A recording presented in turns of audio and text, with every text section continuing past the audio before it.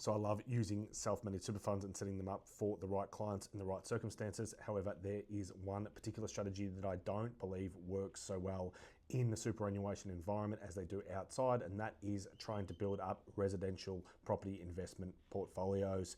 Let me show you why. So if you're looking to build up an investment property portfolio outside of super, it might look something like this. You might have bought a property for about $800,000. You might have a loan for about $400,000. Assuming it goes up a little bit and the loan goes down a little bit over time, you might find yourself with equity of about 50% there, so $400,000, and a loan of about $400,000, and the bank's going to say you've got a 50% LVR or loan to value ratio.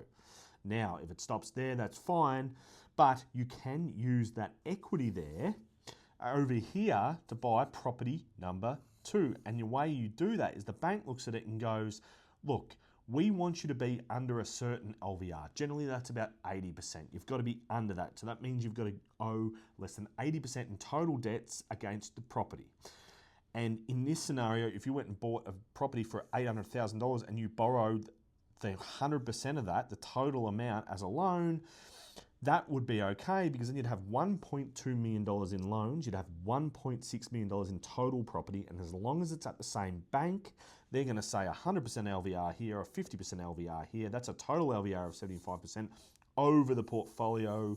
That's okay with us. That's how you use your equity. But you can get in trouble with it if you try and do that in a self-managed super fund, because self-managed super fund properties, they have to be held within a custody trust initially. So what happens is there's this impenetrable bubble here that goes and acquires the property for you. So you buy a property at worth $800,000, the loan might be sitting around $400,000.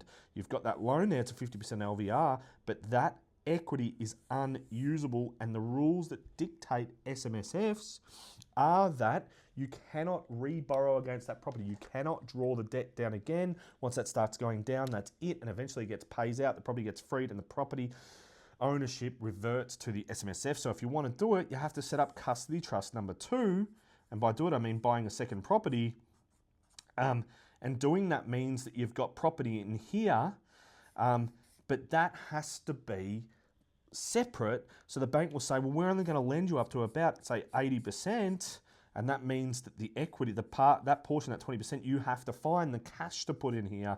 So in this circumstances, you might need about 160 grand cash, plus costs to put in here to fund the second property. So you can't use your equity. It makes it take a little bit slower, and it's why it may not be as good to build up a residential property portfolio inside super as outside super. But every person's circumstances are different, so seek advice for your circumstances.